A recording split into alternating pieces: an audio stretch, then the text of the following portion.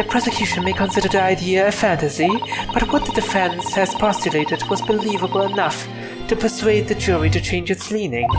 And as such, the court has a duty to explore this alternative explanation as thoroughly as possible. To that end, Juror number 4, Mrs. Joanne Garrideb, must be called to testify and submit to cross-examination. Saved alive! A cross-examination of a juror? Order! Order! Well, this is highly irregular. It is unprecedented for a member of the jury to be summoned to the witness stand. Also, why is a member of the jury involved in this case? Objection! Well, there goes the bottle, and unnecessary. Lord Van Zieks? There are already witnesses in the stand whose testimony the defense may further cross-examine. If my learned friend's farcical theory has any truth in it, then both a burning book and a jackknife must have flown through the sky before this couple's eyes. And we must assume they would be able to testify accordingly. What say you, witnesses?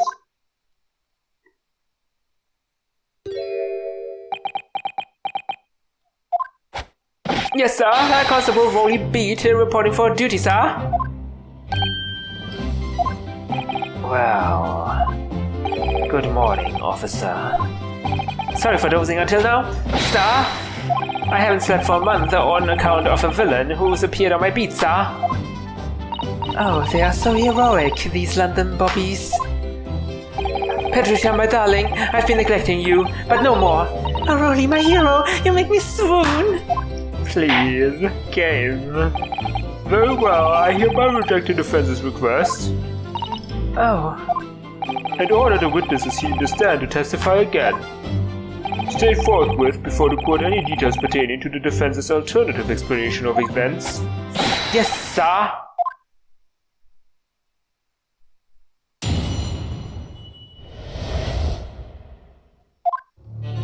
This case has nothing to do with Mr. and Mrs. Garrideb. Believe me, a London bobby is good for his word. You see, sir, the windows on the top floor of the Garrideb house are top-hinged casements. What? Obviously, if anything had been thrown out of the window, we would have seen it. I did leave the scene to go and fetch help, but my trusty Rolly was there to make sure nothing was disturbed. He was sleeping. I didn't take my eye off the crime scene for a moment, sir. Nothing strange to report on that front, sir. Well, this is quite startling. Top-hinged casement windows. That detail was not in the police report, Constable. Yes, sorry about that. I must have been a little drowsy. Ahem. You cannot excuse your sins with drowsiness every time, Constable. No, sir. Sorry, but... what exactly is a top-hinged casement window? And you cannot excuse your ignorance with such trite remarks, my learned friend. Oh, of course, sorry. I found it, Mr. Naruhodo. Cast your mind back to the windows in Mr. and Mrs. Garrideb's room. Alright. So the window opens in order to allow air to circulate inside the house. Oh. But as it's a top-hinged casement window, it swings open along the upper edge, you see? Oh, this is very bad. I'm glad you've rectified your ignorance. A casement window's most prominent feature is its stay, a metal bar which prevents the window from being opened beyond a certain amount. It prevents it opening? This is all news to me. Absolutely correct, sir. In other words, if a book or knife were to have been thrown through the open window, it would have clattered against the pane and fallen straight down to the pavement below. No. You see the problem then? Good, your education in Windows is complete. There was never any possibility of either the book or the knife traveling 15 yards over the road. That is, unless the window pane had been shattered, something we've discounted already. That can't be! Did you see that, Rolly? That young Japanese man just collapsed in agony. Oh yes, my darling, I saw it. I saw he crumbled before me. Oh, Rolly, you're so strong. How is this happening? I haven't even started the cross-examination yet, and already my argument's been destroyed.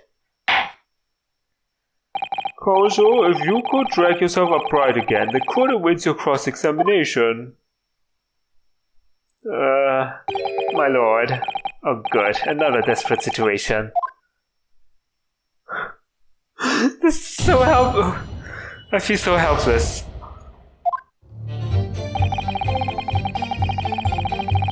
A London Bobby is good for his word.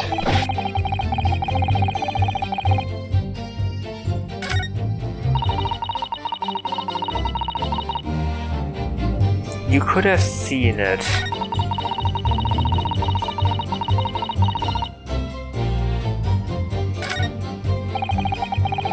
You didn't take your eye off the crime scene for a moment.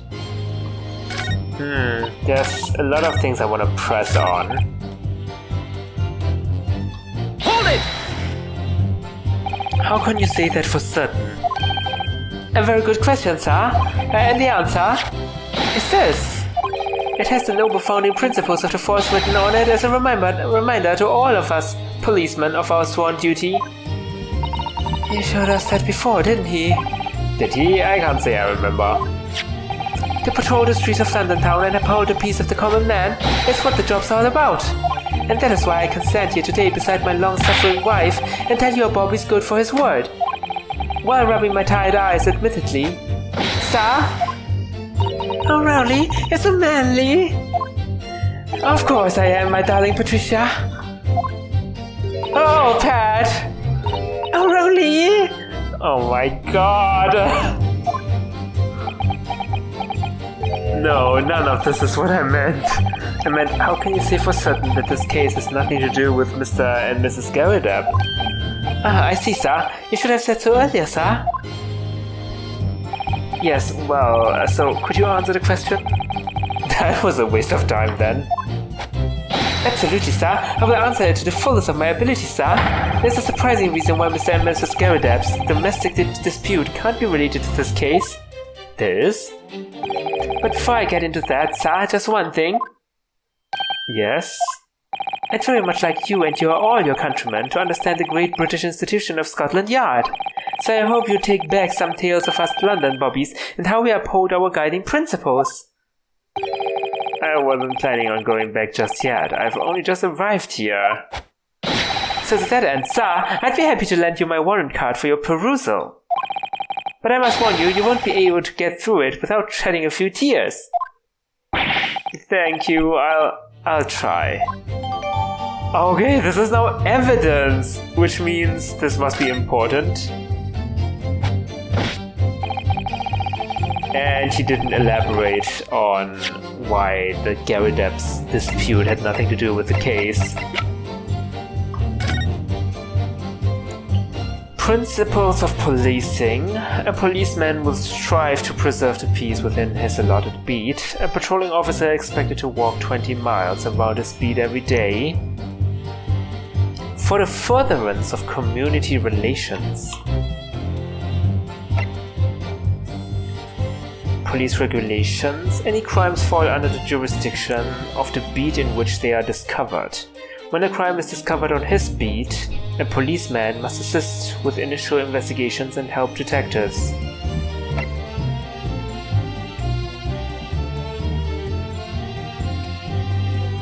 Well, I mean, this is not too surprising. I don't see how this is relevant, though. Okay. Top hinged casements.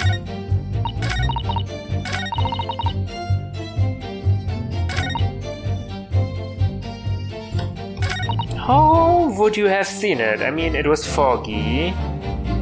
And the gas street lamps only light up like a limited area, right? Hold it! But according to my notes here, the sun had gone down already and it was dark.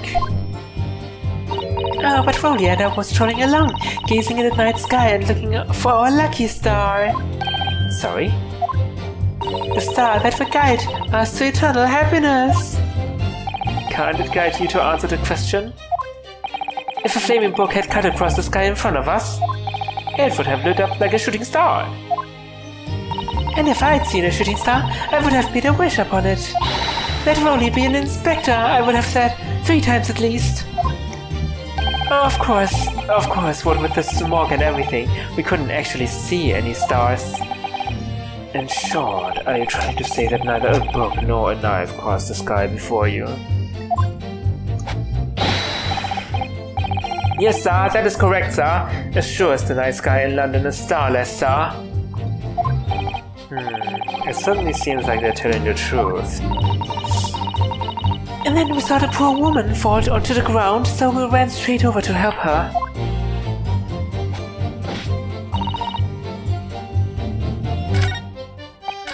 Oops. I'm so sorry, Mr. Naruhodo. I had no right to speak out. What do you mean? I requested the cross-examination of Mrs. Garrideb without consulting you, even if the judge did deny me. Oh, I see. Well, I agree with you. We do need testimony from Mrs. Garrideb, if we're ever going to get to the truth of this matter. Do you really think so? Well, think about it. No matter how far it is across the road or how that window opens, Mr. Garrideb's book found its way up to the scene of the crime somehow, didn't it? You're right. And then there was Mrs. Garrideb's reaction to me showing her the knife. The woman's hiding something, I'm sure of it. You're right again. We need to use this cross-examination to uncover more clues. We'll get to the bottom of this one way or another, I swear. Yes.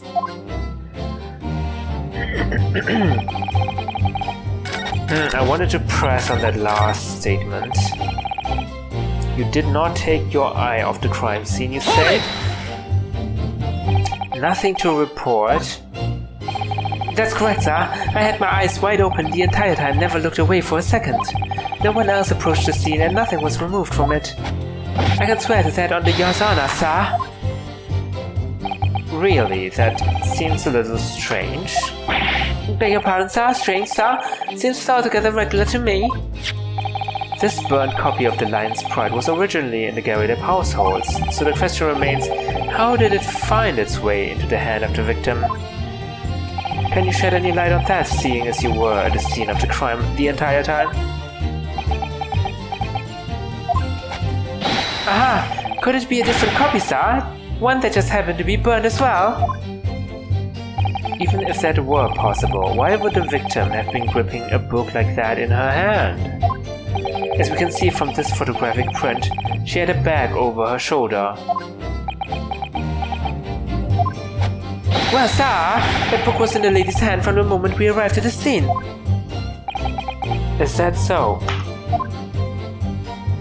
There's something about this statement that's not sitting right with me. The two mysteries of how the knife ended up in her back, and how the book ended up in her hand. There must be some common thread between them. What?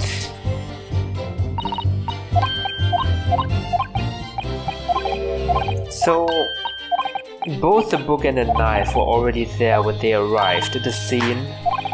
So of course they wouldn't see anything flying out of the window, right?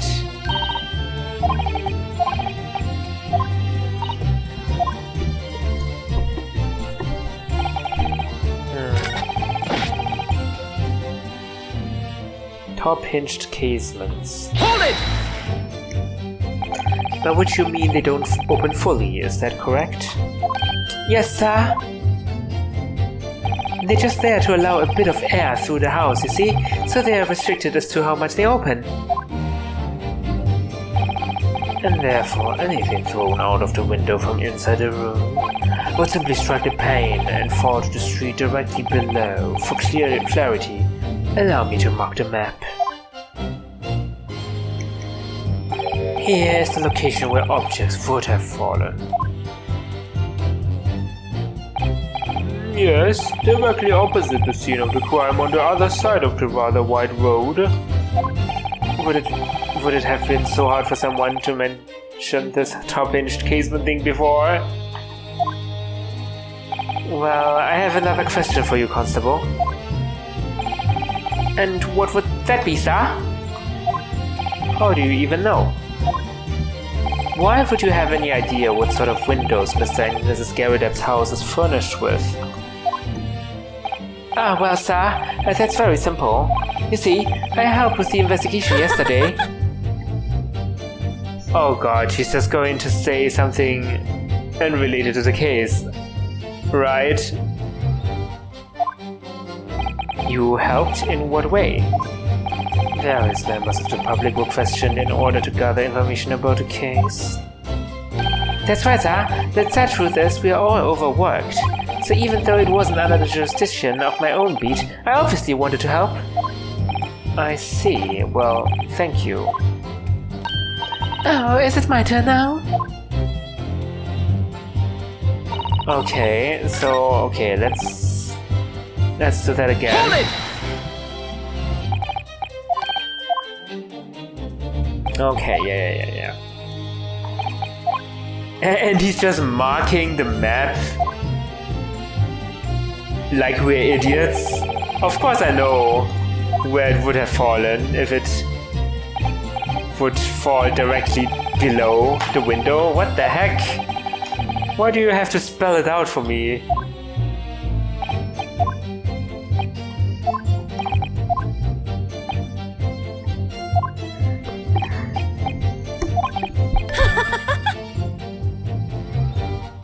Why would the investigation take them to the Garrideb's home? I also not quite sure about that.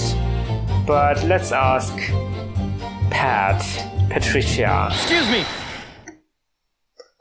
Do you have something to add, Mrs. Beat? Sorry? You look, well, delighted. Is there some particular reason for that?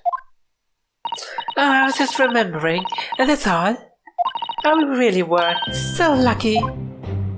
Lucky? What do you mean?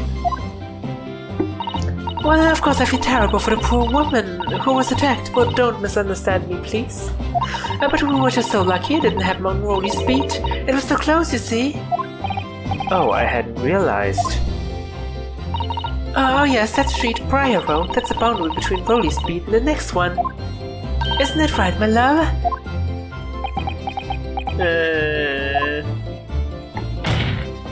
Constable Beat?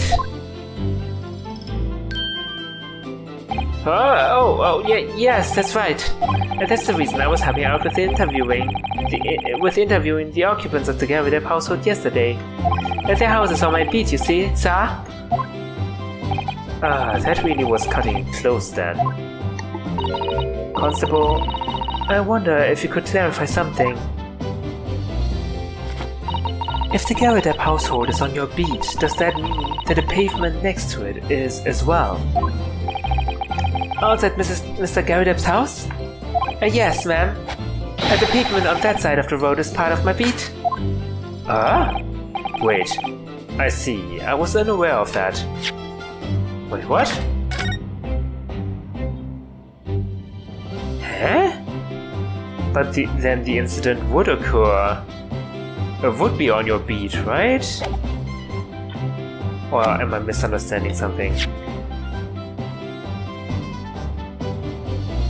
Oh, the pavement next to it, I see. So they're saying on this side, that's on Beat's beat, and this is on someone else's beat. Okay.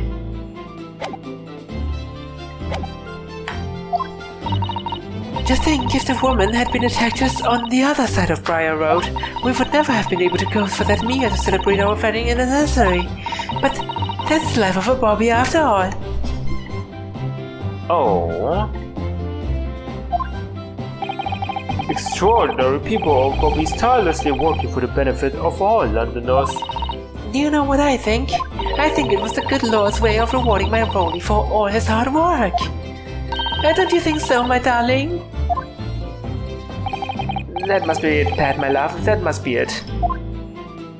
I think perhaps we should make sure we have that information officially on record. Leave it to me, Mr. Naruhodo. I'll take care of it immediately. Okay. That is just outside Constable Beat's beat. The border of which runs down the middle of Briar Road. And now it's my turn, I think. So they have motive to change. Oh! Can I ask you something? Please, Mr. Lawyer, sir? Oh, yes, of course. What is it? You're doubting us, aren't you? I can tell. What? I wasn't really. I mean, what's she doing again? Please, just because I'm a woman, it doesn't make my testimony any less valuable. You might just see me as the wife of a policeman, but I'm the woman of my word, I am. I really don't remember ever suggesting that I doubted you. No excuses, I don't want to hear it. My voice will be heard. Miller, don't you let me speak, won't you? Yes, Mrs. Bean, I will allow you to supplement your testimony if you so desire. Sometimes the path of least resistance is the sage one. That was a very loud mutter. I heard that! That Japanese man thinks a policeman's wife's word counts for nothing, does he? Well, watch out, sir. I might let you get away with something like that, but my Rolly wouldn't. Duly noted, Mrs. Bean. Please, I humbly ask you to continue. What could she possibly be about to say, I wonder? I know what I saw. My eyes never let me down. My sense of direction is a little off sometimes, though. I didn't take my eye off the crime scene for a moment. Oh, wait, that's what you had to say? You know what you saw? My eyes never let you down? Your sense of direction is off? What is this information?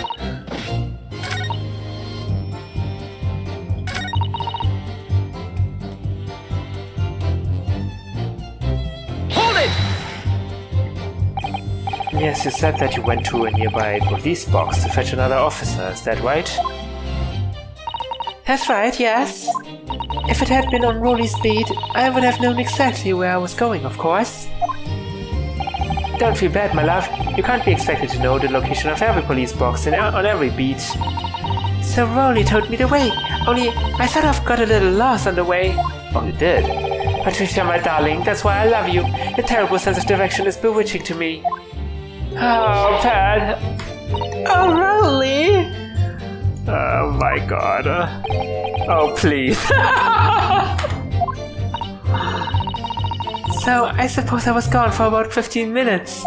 But like I said, my Rolly was at the scene the whole time, making sure nothing was disturbed. I was off duty at the time, of course, but a true Bobby is never really off duty, sir.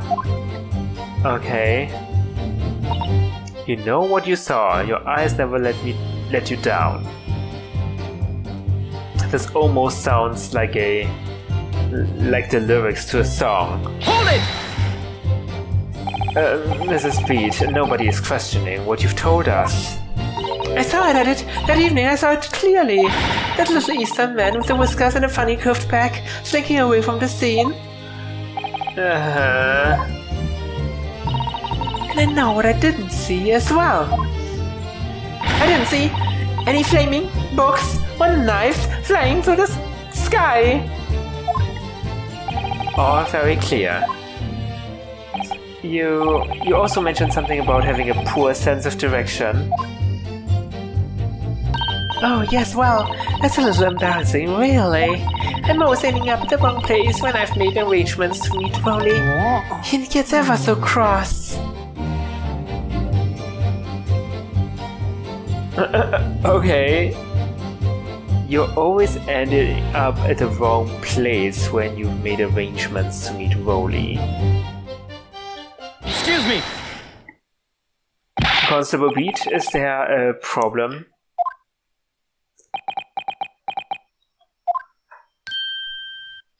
No, sir. No problem, sir. Did your wife's remark just now bring something to mind, perhaps? Oh, well, in a way, sir. Yes, sir.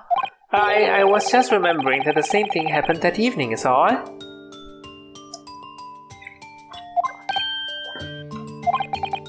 You mean Mrs. Beach lost her way on the night of the incident? Well, you see, I sent her off to find a police box in the next beat from over mine, but she was gone for a fair bit longer than what I was expecting. I thought she'd be back inside 10 minutes, but my darling was gone a good 15. Oh, Rolly, you're such a tease. But the reason I was so long was because of the bouquet, silly. The bouquet? Sorry, what bouquet are you talking about?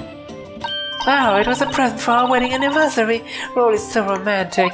He saved up for it with farthings and half pennies he found in the gutter while doing his rounds.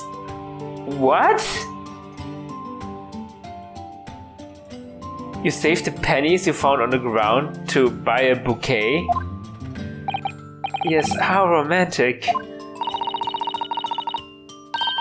I'd forgotten all about it until just now, had you, my darling? Looking at their clothes, they don't seem to have a lot of money, right? Everything's like patched up and old and stuff. Oh yes, but that was just between us. Not talking about anyone else, darling. You have to promise, Really? Oh. What? What was that all about? Constable Beat looked very obviously troubled during that exchange. I'm afraid I can't offer any useful insight, Mr. Naruhodo. But I'm quite sure of one thing. We have to ask Mrs. Beat about a bouquet. Mrs. Beat, this bouquet you just mentioned, I'd like you to add details about it to your testimony, please. Oh, really? Yes, I'd love to. What is Van Zieks thinking? What happened was I dropped my bouquet and ended up losing my way for a while. She dropped her bouquet? Definitely press on that. Hold it! You mean you dropped the bouquet at the scene of the crime? Yes, that's right. Oh, I was so upset. When we ran over and saw it was a woman with a knife in her back, I was so shocked I dropped the bouquet Rolly gave me. It was in a dark spot where the streetlights weren't casting any light, so I didn't notice at first. And then you went to the police box to report it to the policeman whose beat it was on? Yes, and I came back to the scene together with the other constable, you see? And that's when I spotted my bouquet again. But the funny thing was, when I went to pick it up, it was nowhere near the victim's body at all. In case you need reminding, Mrs. Beat, the victim is not deceased. I was all flustered for a moment before I heard a voice calling me from the other side of the road. Your husband, presumably? That's right, silly me. I'd gone over to the wrong side of the street. Although I'm going to blame the bouquet this time. I can't think how it got there. I really can't. Uh-oh. So the bouquet somehow moved from one side of Briar Road to the opposite? Uh-oh. I have a theory. Maybe this incident did occur on Mr. Beat's beat. On this side of the street, but somehow, because he fears the wrath of his deadly wife, Pat, he moved the body onto the other beat so he wouldn't need to investigate it, just so he could make the wedding anniversary dinner. Curious indeed. Isn't it? But the worst of it is, I forgot to pick up the bouquet again when we left the scene. That beautiful rose Rolly bought me, and with that change from the gutter he spent so long collecting. By bouquet, Do you perhaps mean this sorry solitary rose? Oh, yes, that's it. That's the bouquet Rolly brought me for our anniversary, with old bits of change she found in the gutter. Maybe just call it a rose. Tell us, Lord One-Zeeks, where did you come by the flower? According to the report by the police officer in charge of the crime scene investigation, it was found on the edge of the pavement in front of the Gary Depp household. In front of the Gary Depp's house?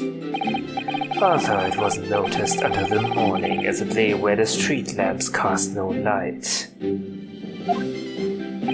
It was believed to be of no relevance to the case since it was found on the opposite side of the thoroughfare. Oh, thank you, sir, thank you. Could I have it back now, please? No, I think for good measure this rose should be added to the court record as evidence. Oh. A present for Patricia from her husband. The shock of seeing the stabbed victim caused Mrs. Beat to drop the rose where she stood. But it's a symbol of our love. I want it back after the trial. Do you hear me? I want it back. Good will, rest assured that I shall do my very best not to forget, Mrs. Beat. Okay. How do I make the game understand that I got what they wanna try to tell me?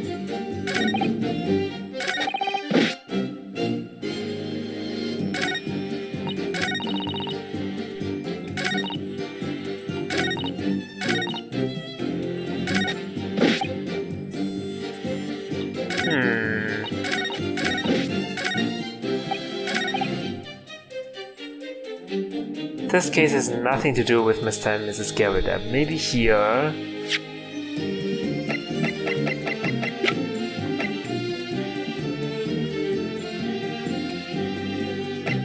Oh, I can examine it.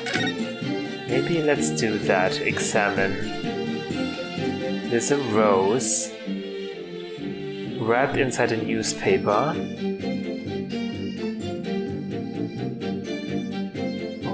That's very nice, actually. An English rose. It's such a beautiful flower.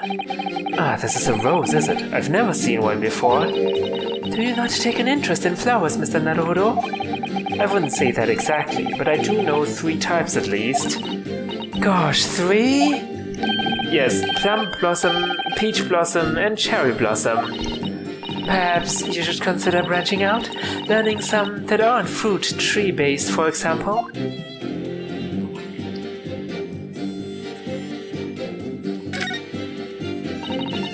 Okay, that's the same.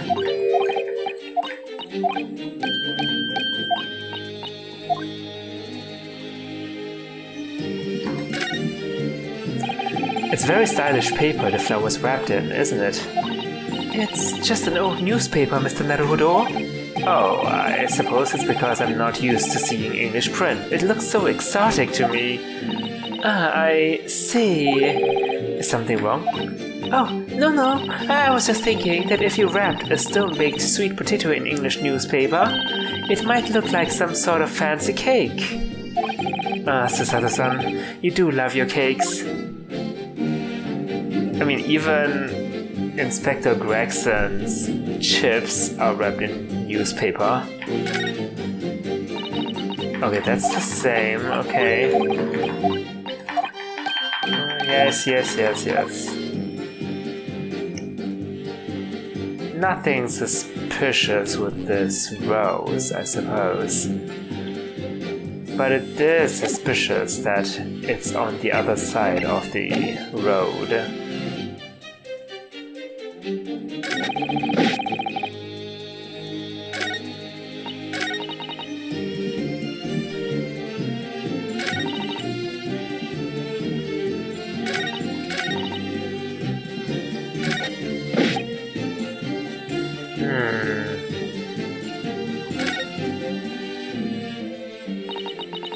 Well, Mr. Naruhodo, what do you make of all this? Yes, the whole idea of an invisible attacker has been troubling me all along, but I believe I'm starting to get a picture of what really happened here now. The fourth book that had no business being at the scene of the crime made me sure that Mrs. Garrideb was hiding something from us, but it's becoming increasingly clear that someone else has been hiding something from us as well. I think I may already be armed with everything I need to strike a decisive blow here. This time, it's going to expose the whole truth about this mysterious affair.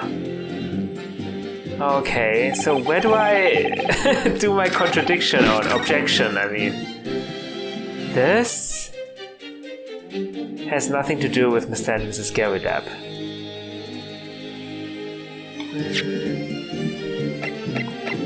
Let's present this here. Objection! The witness's last statement is clearly at odds. No. Nope. I'm sorry, Counsel, but I fail to see the connection. Oh.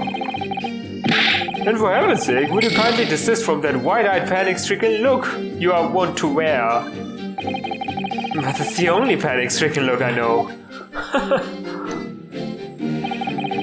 Okay. Our top-hinged casements. You would have seen it.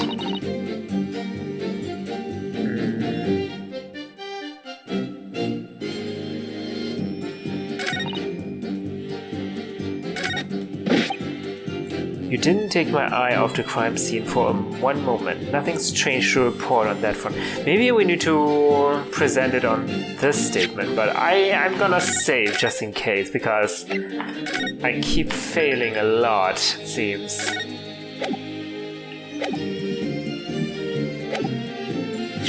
Here we go.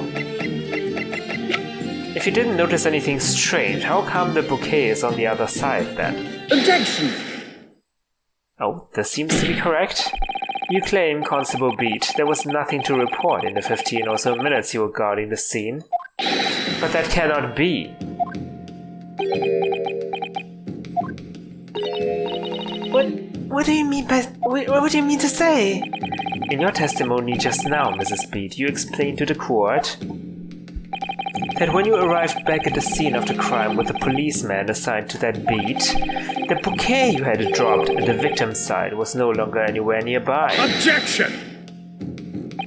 Yes, on the opposite side of Briar Road to where the victim was attacked. But considering the size of that meager bouquet, if a single sorry bloom can be so described, no doubt it was blown in the wind across the street back into the gutter where it belongs. Oh. Meager? Objection! But if that were the case, why did Constable Beat not testify to the fact? No one else approached the scene and nothing was removed from it. Constable Beat swore to that on Scotland Yard's honor. But the bouquet belonged to me. It has nothing to do with the case. That's why Rowley didn't mention it, I'm sure. No, because sadly, it's not only your bouquet we're talking about here. More than one thing in this case is mysteriously the wrong way around. What are you talking about? Think about it. Besides Mrs. Beat's bouquet, there's Mr. Garrideb's book. Mr. Garrideb's copy of The Lion's Pride, which was thrown out of the window by his wife, would have struck the pane of the casement window and landed here on the west side of the street. And yet,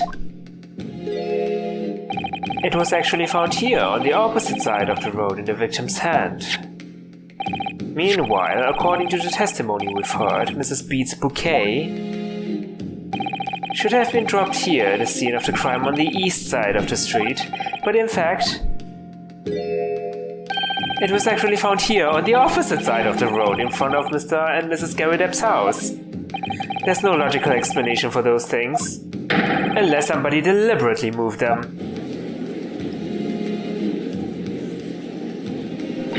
What are you trying to say? The way you're talking, it sounds like you think my Rowley's done something wrong.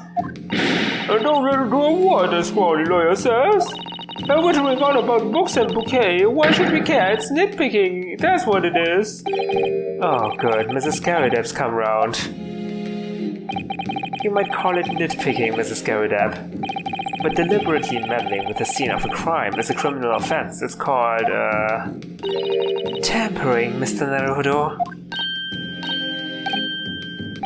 But a person responsible for this tampering cannot admit to it, for a very subtle but compelling reason. Objection! Tampering? You've barely heard the term before. Tell us, my learned friend, who would possibly have had cause to carry out such an elaborate deception? Yes, there's someone who tampered with the scene of the crime that evening. All the evidence and all the testimony points to that one particular person. Counsel, I must demand that you substantiate this conjecture. Who are you saying is responsible for tampering with the scene of the crime? That would be Roly Beat himself, unfortunately. I feel so sorry for that poor kid. Take that! Obviously, there's only one person it could have been. Constable Roly Beat, it was you. What? A policeman? A member of Scotland Yard? What nonsense! Why would my Roly do something like that? There's no one straighter than my husband. Nobody works more tirelessly for the people of London. Mrs. Beat, you said in your testimony that your husband asked you to go to a nearby police box to fetch the officer on duty. The 15 minutes that you were absent from the scene is the only opportunity anyone had to tamper with it. You're making it up! It's all nonsense! It's all lies! What about that Japanese man with the whiskers? I bet it was him! He did it! Objection! If that was true, Constable Beat would have seen him do it. Oh. And forgive me for pointing it out, but when you dropped your bouquet, Mrs. Beat, it was after the defendant had fled the scene. Well... Objection! First you make accusations about the landlord and his wife, and now you incriminate a policeman as well. But your accusations lack one very important thing. Oh? Pray do tell. You claim the crime scene was tampered with, but there is only one reason anyone would commit such a reckless crime: to hide something. That's right, he's right! But my husband and I just happened to be there, that's all. So why would we have anything to hide? It doesn't make sense. You have offered no motive for this alleged tampering. And until you do, your accusations are nothing but empty threats. Constable Beat had a very good reason for wanting to tamper with the scene of the crime. That's the key to this entire affair. Mr. Naruhodo, have you managed to solve this mystery? Counsel, you have made a very serious accusation against a London police officer. If you are mistaken, I'm sure I need not point out that your reputation as a lawyer will be irrevocably damaged. With that stark warning in mind, you will now explain to the court the motive for this alleged tampering. Yes, my lord.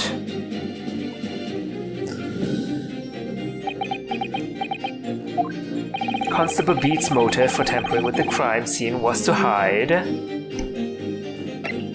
where the victim fell. Where the victim fell to the ground. That is what this Bobby had to cover up at all costs. What? Where the victim fell? You mean where she was attacked? What are you talking about? We told you that at the very start, didn't we? On the pavement of Fire Road. We saw it happen, remember? It was right here, as if anyone didn't already know.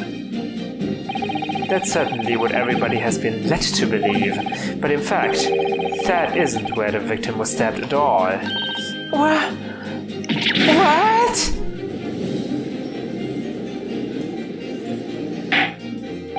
I'm beginning to wonder where this tumultuous trial will end, counsel.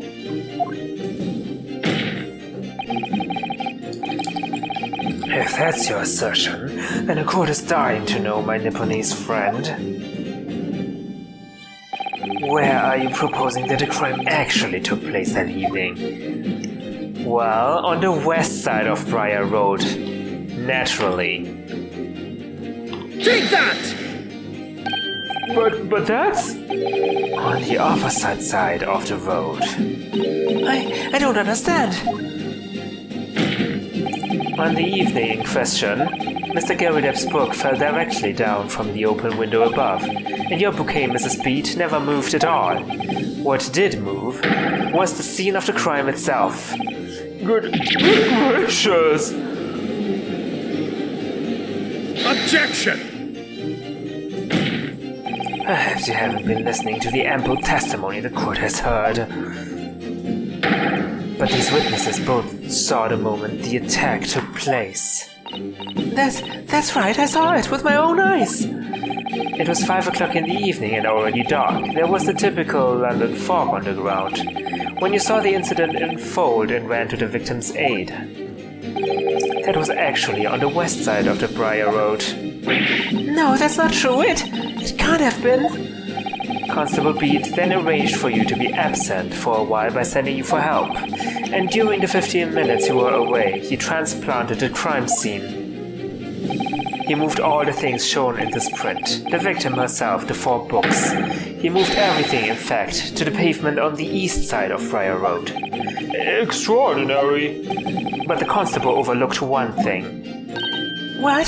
What did he overlook? The bouquet, I presume. Exactly. The prosecution told the court just a few minutes ago about the discovery of the rose bouquet. Lord Van Ziek said it wasn't noticed until the morning, as it lay where the street lamps cast no light. Yes, that it couldn't be seen in the dark, obviously. Which is why it was only the bouquet that was found in its original position on the pavement on the west side of Briar Road.